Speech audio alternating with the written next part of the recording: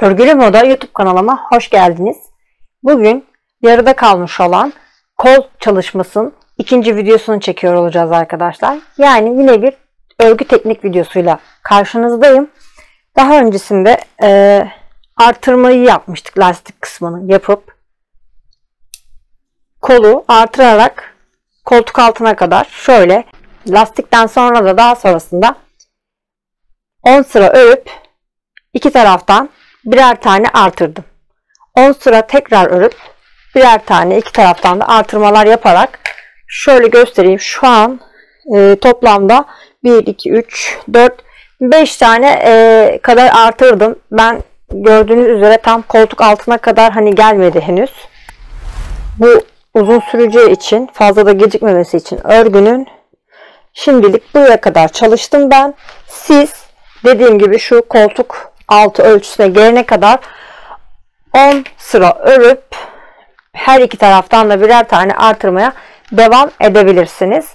Ben bu çalışmanın yarıya kadar geldi. Bu kısımda kesim yerlerini anlatmaya başlayacağım. Daha sonra birçok yerini de sizlere çizerek anlatacağım. Şimdi lafı daha fazla uzatmadan kesmeye başlıyorum. Evet arkadaşlar, örgün üzerinde kesim aşamalarına geçmeden önce ufak bir ayrıntı belirtmek istiyorum.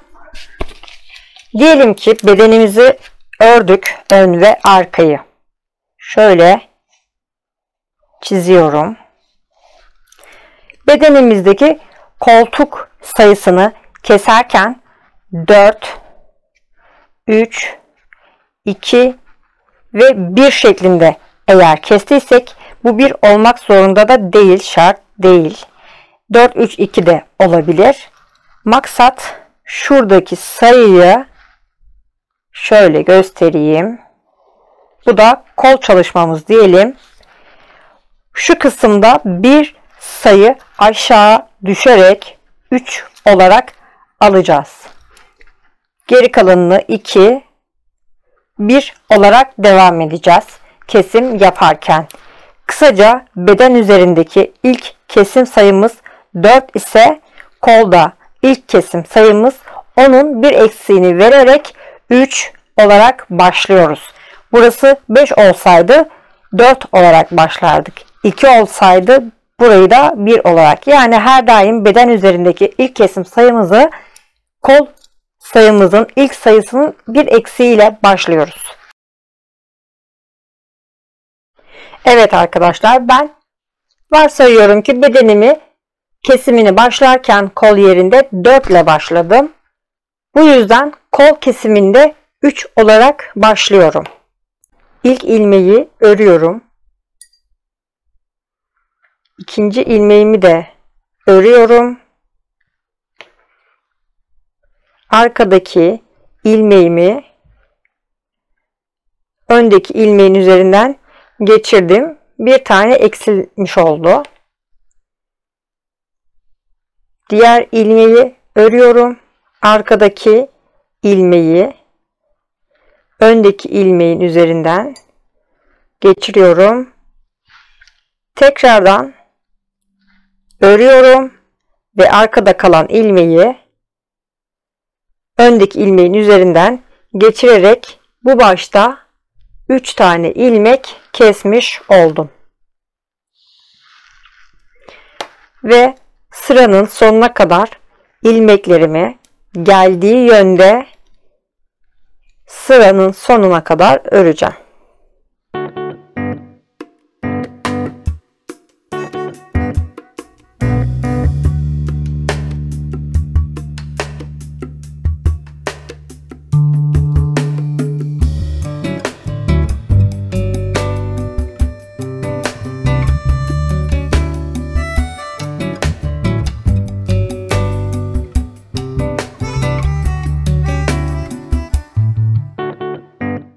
Şişimdeki son kalan ilmeği örmeden diğer şişime aktardım. Şimdi bu yüzde de arkadaşlar tekrardan 3 adet kesim yapacağız. Diğer tarafta yaptığımız gibi. Bu ilmeğimi örüyorum. Diğer ilmeğimi de ördükten sonra arkada kalan ilmeği öndeki ilmeğin üzerinden geçiriyorum. Tekrardan öndeki ilmeği örüyorum. Arkada kalan ilmeği öndeki ilmeğin üzerinden geçiriyorum. Tekrardan örüyorum. Arkada kalan şu ilmeği öndeki ilmeğin üzerinden geçiriyorum 3. kez ve 3 ilmeğimi birden kesmiş bulunuyorum ve bütün ilmeklerimi geldiği yönde düz olarak örüp tekrardan sıranın sonuna kadar geleceğim.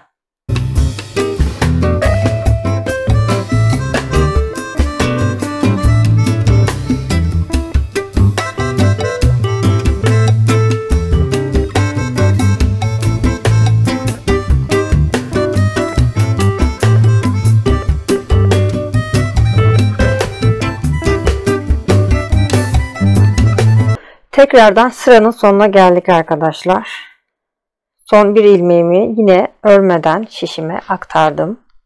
Ve şimdi 3 ilmek iki taraftan da böyle kesmiş olduk.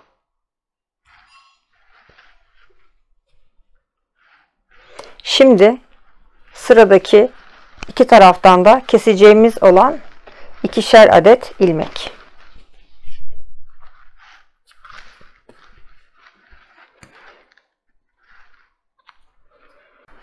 Örmeden şişime aktarmış olduğum ilmeği her daim bu yüzde düz olarak örüyorum.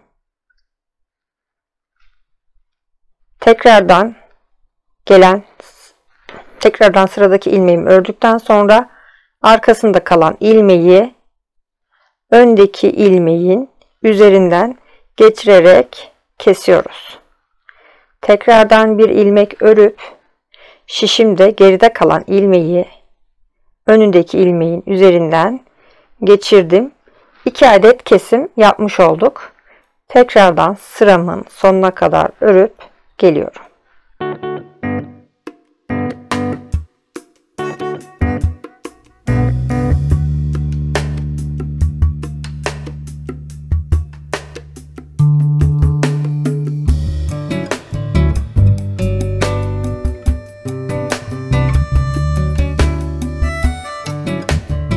Sıranın sonuna geldik. Tekrardan son ilmeği örmeden şişime aktardıktan sonra buradaki kesmiş olduğumuz 3 ve 2 toplamda 5 adet ilmeğimiz oldu. Şimdi bu yüzde de tekrardan 2 adet kesim yapacağız. Ve toplamda 5 yapacak.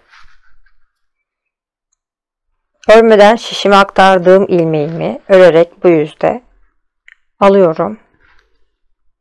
Tekrardan bir ilmek daha örüyorum. Arkadaki şu ilmeği öndeki ilmeğin üzerinden geçiriyorum. Tekrardan örüyorum bir ilmek daha. Geride kalan ilmeği öndeki ilmeğin üzerinden geçirdim ve tekrar 2 adet kesim yaptım. Ve yine sıranın sonuna kadar örerek geliyorum.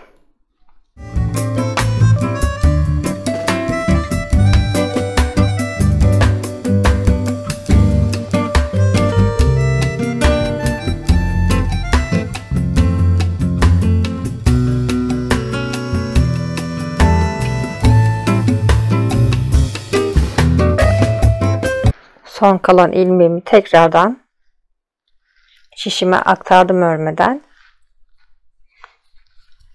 Toplamda şu an iki taraftan da 3 2 ve iki taraftan da 5 adet kesimimizi yapmış olduk. Geriye iki taraftan da son bir tane keseceğimiz kesimlerimiz kaldı. Şimdi bu sırada iki taraftan da bir adet kesim yapıyoruz. Örmeden şişime aktarmış olduğum ilmeğimi ördüm düz olarak. Tekrardan örüyorum bir adet ilmek daha ve arkada kalan ilmeği öndeki ilmeğin üzerinden geçiriyorum ve örmeye devam ediyorum sıranın sonuna kadar. Bu sırada bir adet kesimimiz vardı.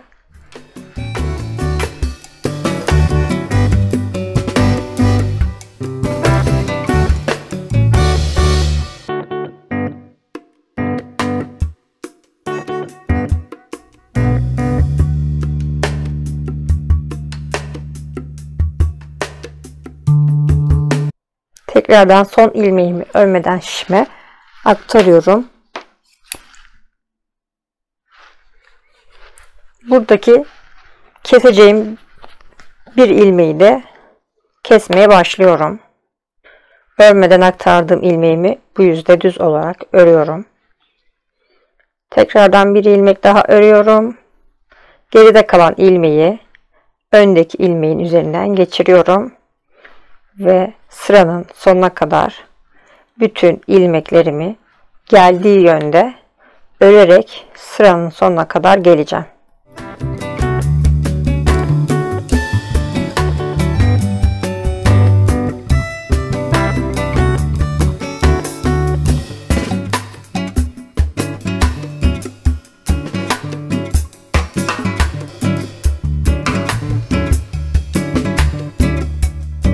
Yine son kalan ilmeğimi örmeden şişime aktardım ama unutmayın ki parmağınızdaki şu ip her daim size bakacak. Ve şöyle ilk kesim aşamamız tamamdır arkadaşlar. 3, 2, 1 yani toplamda 6 adet kesim yapmış olduk tek bir taraftan. Buradan da yine 3, 2, 1 6 adet kesimimizi yapmış olduk. Şimdi diğer yapacağımız kesim aşamamız arkadaşlar. Bu oyuntuyu verdikten sonra dümdüz yukarı çıkamayız. Kara bir hal alır. Omzumuz oval geliyor. Hafiften yuvarlayarak kesimimizi şu şekilde şöyle bir kesim haline getireceğiz. Bunun için de ilk önce şunu belirtmek istiyorum. Her daim şuradaki omzumuzdan aşağıya 6 ya da 7 santim inerek şu 4, 3, 2, 1 yani kesimimizi yaptıktan sonra şu mesafede bir kesim yapacağız. Bir sıra gideceğiz, geleceğiz tekrar. Birer kesim daha yapacağız iki taraftan da arkadaşlar. Böylelikle 1, 2, 3, 4 ya da 5 sıra ben kesim yapacağım. Siz de bunu kendi örmüş olduğunuz bedeninizin üzerinde ölçerek ilerleyeceksiniz. Diyelim ki şu kolu ördünüz. Bu kesimi tamamladınız. Şimdi ben burada bir sıra böyle düz öreceğim. Sonra tekrar geri geleceğim. Birer ilmek keseceğim iki taraftan da. Tekrardan kesim yaptıktan sonra bir sıra daha örüp tekrar geri geleceğim. Ve iki taraftan birer ilmek daha keseceğim. Birer ilmek kestikten sonra tekrardan bir sıra kesim yapmadan geliyoruz. Geri dönüyoruz ve birer ilmek daha kesiyoruz. Yani ben bu aşamayı tam 5 kez tekrarlayacağım arkadaşlar. Şimdi o aşamaya geçiyorum. Evet arkadaşlar, şimdi kol kesimimizin ikinci aşamasında birer sıra örüp gelip iki taraftan da birer ilmek keseceğim.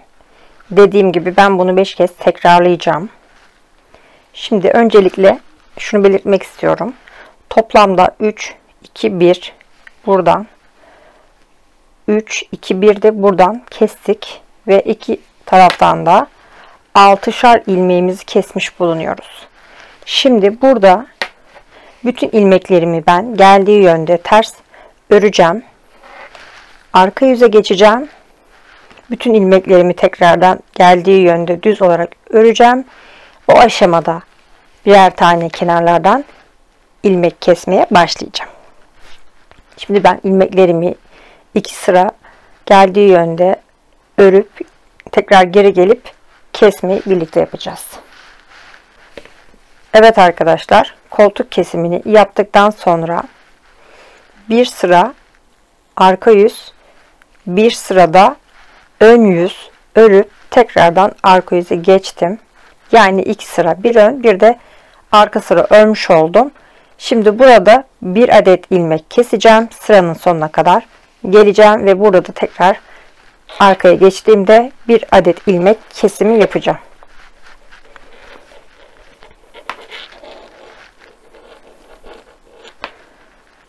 Yine örmeden şişime aktarmış olduğum ilmeğimi bu yüzde düz örüyorum.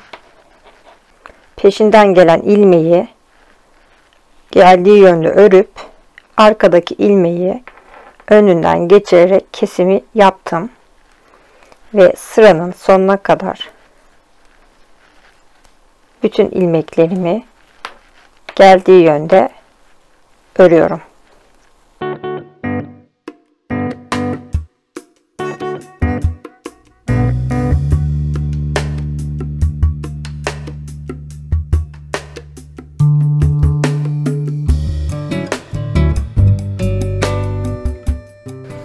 Sıranın sonuna kadar geldik arkadaşlar. Şimdi ön yüze geçtim. Bu yüzde de tekrardan bir ilmek keseceğiz.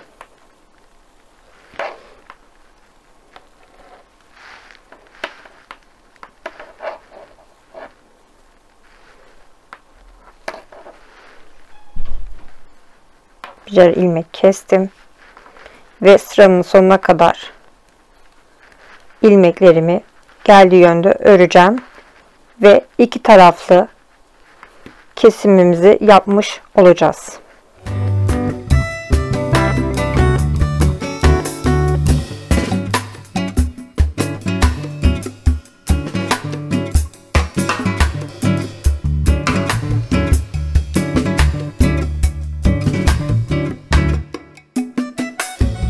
Sıranın sonuna geldik arkadaşlar.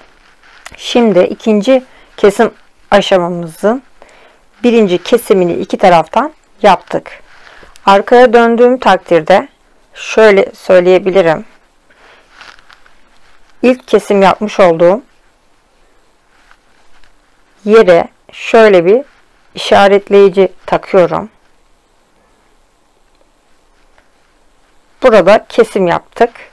Tekrardan şöyle göstereyim. Buradaki kesim yaptığımız sıranın sonunda örüyoruz. Bir arka yüz. Dönüyoruz. Burayı da örüyoruz. Sonra tekrardan kesim sırasına geliyoruz. Bu kadar detaylı anlatmamın sebebi iyice anlaşılır olması için arkadaşlar.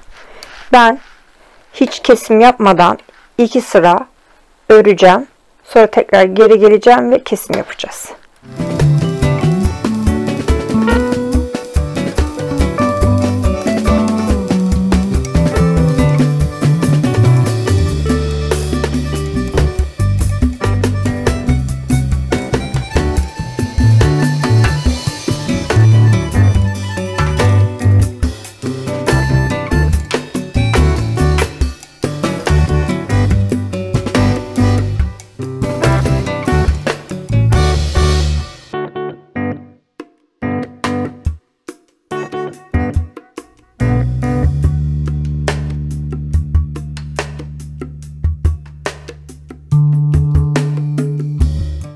Evet arkadaşlar, 2 sıra hiç kesim yapmadan ön ve arka yüz ördüm. Şimdi dönüyorum ve burada kesim yapmaya başlıyorum.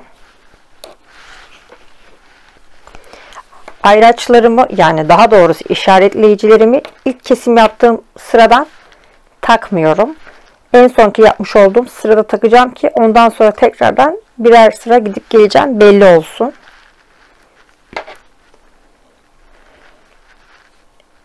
örmeden şişime aktarmış olduğum ilmeğimi düz ördüm. Daha sonrasında gelen ilmeği de örüyorum. Geride kalan ilmeği öndeki ilmeğin üzerinden geçirerek bir adet kesim yapmış oldum. Tekrardan sıranın sonuna kadar bütün ilmeklerimi örüyorum.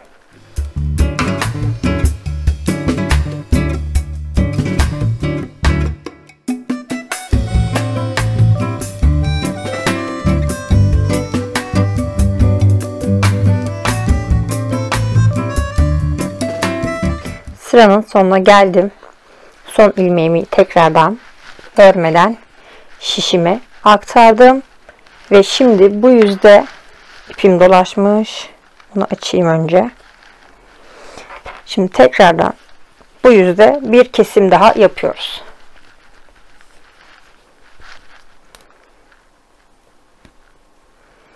İlk örmeden şişime aktardığım ilmeğimi bu yüzde düz ördüm. Tekrardan peşinden gelen ilmeği örüyorum ve gerisinde kalan ilmeği öndeki ilmeğimin üzerinden atlatarak geçirdim ve bir kesimi yaptım. Tekrardan ilmeklerimi geldiği yönde sıramın sonuna kadar örüyorum.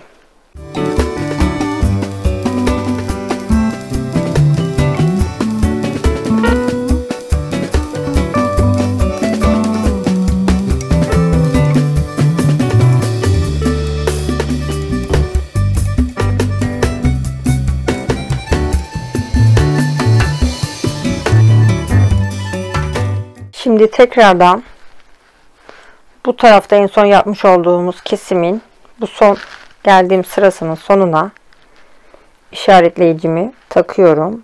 Son kesim yapmış olduğum sıra bu sıra. Şimdi sizlerle birlikte iki sırayı kestik. Tekrardan ben kesim yapmadan bu sırayı öreceğim. Arkaya döndüğümde tekrardan bu sırayı da örüp tekrardan iki taraftan da kesim yapacağım. 2 adet kestim.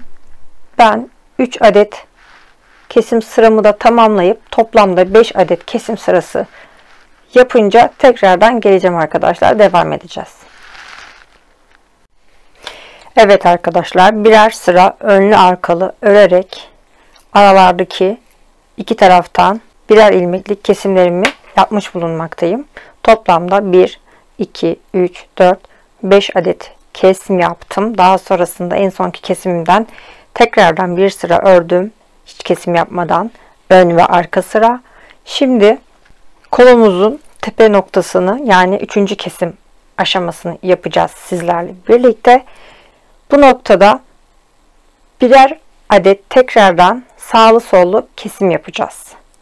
Tekrardan geldiğimiz takdirde 2 adet kesim yapacağız ve daha sonrasında da 3'er adet peşi sıra kesimlerimiz gelecek ve görmüş olduğunuz üzere kolumuzun oyuntusu şu şekilde, şöyle oval bir şekilde hal alacak. Bu çalışmamızda belli şartlı kurallarımız yok. Daha ince iplerle buradaki şu aşamadaki ovalliği vermek için daha fazla kesim sayıları uygulayabilirsiniz. Örneğin ilk tepe noktasını keseceğimiz zaman birer ilmekle başlamak yerine 2 ilmek başlayıp 3-4 ilmek devam edebilirsiniz. Veya 3 başlayıp 4-5 adet ilerleyebilirsiniz. Bu sizin ipinizin, elinizin kalınlığıyla alakalı. Daha kalın iplerle de dediğim gibi yine bir adet kesim yaparak, sonra tekrar bir adet kesim yaparak 2-2 de ilerleyebilirsiniz. Belli başlı kesin net kurallarımız yok. Dediğim gibi bu ovalliği siz göz önünde bulundurarak yapacaksınız. Şimdi ben mantığını anlatacağım sizlere. Şöyle tekrardan başlıyorum. Tepe noktamızın kesimini yapacağız. Artık kolumuzu kapatmaya başlıyoruz. Şöyle tekrar özet geçiyorum. 5 adet kesimlerimi yaptım. bir sıra en sonki yapmış olduğum kesimimden sonra tekrardan hiç kesim yapmadan bir arka bir de ön sıra ördüm geldim. Şimdi burada tekrardan ilmeğimi ördüm. Peşi sıra gelen ilmeğimi de ördüm. Arkasındaki ilmeği önünden geçirip bir adet ilmeğimi kestim. Ve sıranın sonuna kadar bütün ilmeklerimi örüyorum.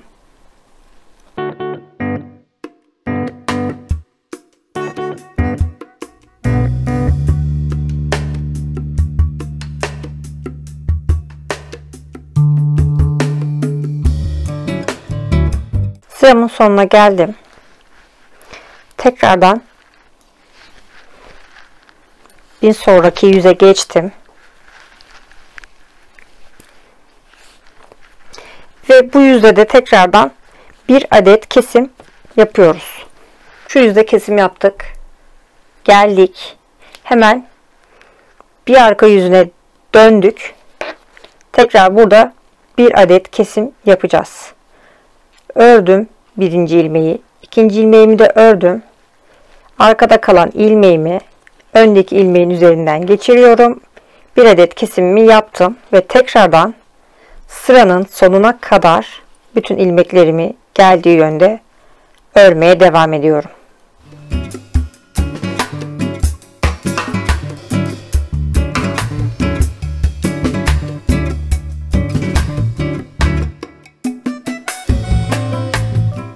Sıramın sonuna geldim tekrardan. Bir arka yüze geçiyorum. İkinci kesim sıramı uygulayacağım şimdi arkadaşlar. Burada da 2 adet sağ baştan tekrar 2 adet de sol baştan keseceğiz. Bir adetlik kesimlerimizi yaptık. Hatta yine buna da ben bir ayraç takayım. Mesela pembeden itibaren tepe noktamızı kesmeye başladığımız yer olsun. Şöyle. Şimdi ilk ilmeğimi düz ördüm. İkinci ilmeğimi geldiği yönde ördüm. Arkadaki ilmeğimi önden geçirerek kesimimi yaptım. Birinci kesimimizi uyguladık. Tekrardan peşi sıra gelen ilmeğimi ördüm. Arkada kalan ilmeğimi öndeki ilmeğimin üzerinden geçirdim ve sıranın sonuna kadar tekrardan bütün ilmeklerimizi örüyoruz.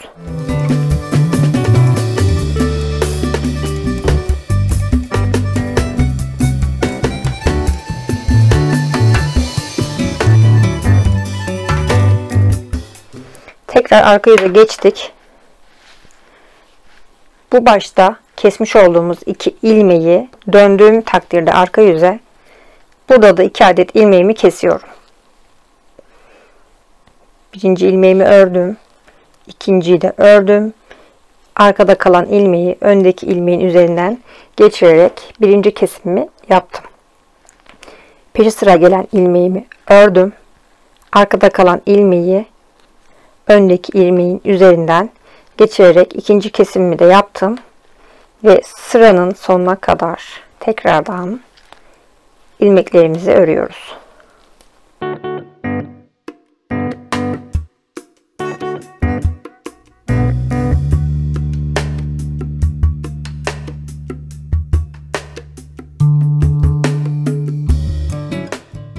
Evet, bu sıradaki kesimlerimizi de uyguladık. Bir adet kesim sağlı sollu yaptık. Daha sonrasında 2 adet kesimlerimizi de sağlı sollu yaptık. Şimdi buraya da tekrar bir mavi takalım. İkinci adet kesimlerimizi uyguladığımız yer tepe noktasının ve tekrardan 3 adet ilmek kesiyorum. İlk ilmeğimi ördüm. İkinci ilmeğimi de örüyorum.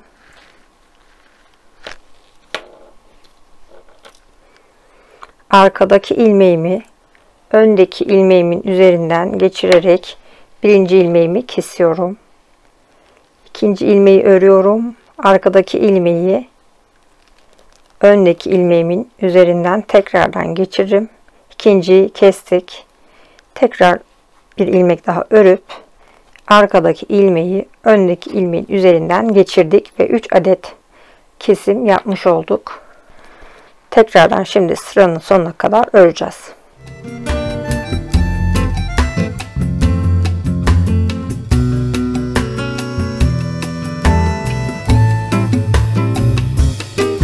Ve sıramın sonuna geldim.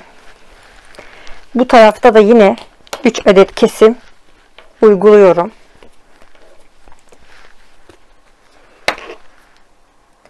İlk ilmeğimi düz aldım. İkinci gelen ilmeğimi de ördükten sonra arkada kalan ilmeği öndeki ilmeğin üzerinden geçiriyoruz. Tekrar ikinci ilmeği örüyoruz. Arkada kalan ilmeği öndeki ilmeğin üzerinden geçirdik. Tekrar ördük.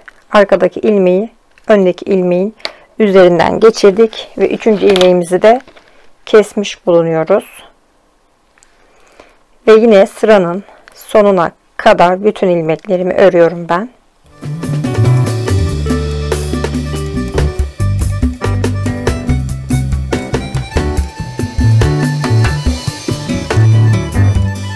Tepe noktamızın kesim sayılarını da tamamlamış bulunuyoruz. Görmüş olduğunuz üzere şuradaki oyuntuyu şöyle ovallemiş olduk. Şimdi ben burada şöyle söyleyeyim. Göz kararı, sizler de bunu yapacaksınız. Koyduğumuzda ya bu ilmeklerin hepsini tek seferde kesebilirsiniz ya da tekrardan 3 adet kesim yaptıktan sonra 4 adet kesimler yapıp sadece şu ortayı da kalan ilmekleri de, yani daha doğrusu diyelim 1 2 3 4 ilmek buradan 1 2 3 1 2 3 4 ilmek de buradan kestikten sonra şu orta ilmekleri de kesebilirsiniz. Ben şimdi şöyle göz kararı bakıyorum. İlmeklerimin hepsini geldiği yönde keserek işlemimi tamamlıyorum.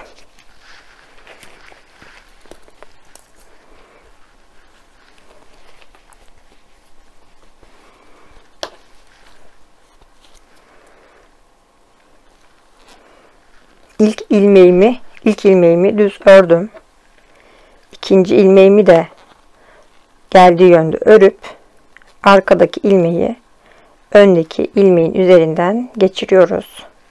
Tekrardan ilmeğimizi örüyoruz. Arkadaki ilmeği öndeki ilmeğin üzerinden geçireceğiz. Bu sırada yapmış olduğumuz tek işlem bu arkadaşlar. Bir ilmek örüyoruz. Ördüğümüz ilmeği kesiyoruz. Ördük. Arkadaki ilmeği öndeki ilmeğin üzerinden geçirdik, kestik. Ördük. Arkadaki ilmeği öndeki ilmeğin üzerinden kestik. Ördük. Tekrardan arkadaki ilmeği öndeki ilmeğin üzerinden geçiriyoruz ve bu sırayı komple böyle devam edeceğiz. Tabii ilmeklerim kaçtı. Bir saniye. Aldım. Şimdi tekrar örüyorum.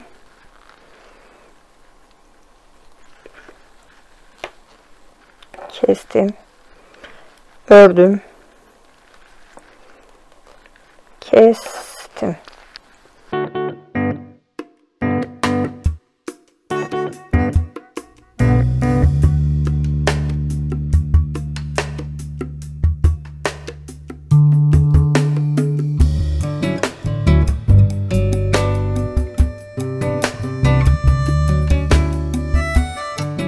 Son kesim ilmeklerimi de yapıyorum ve kolumuzu bitiriyoruz arkadaşlar.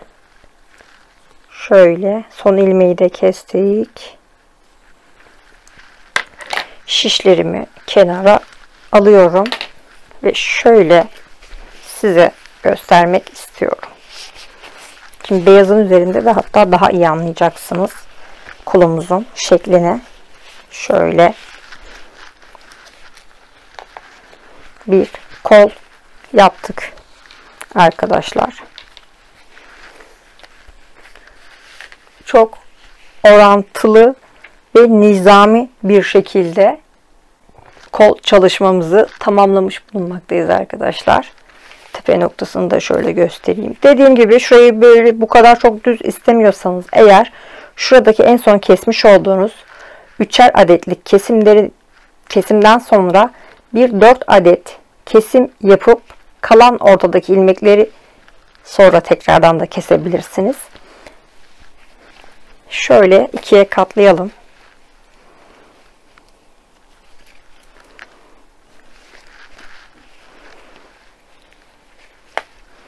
Görmüş olduğunuz üzere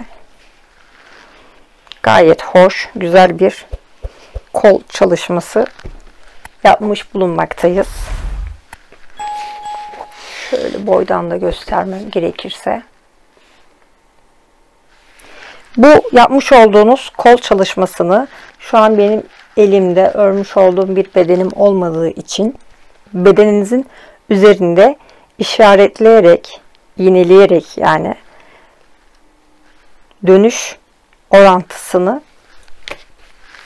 gözlemleyerek de bu kesimleri sayısını belirleyebilirsiniz.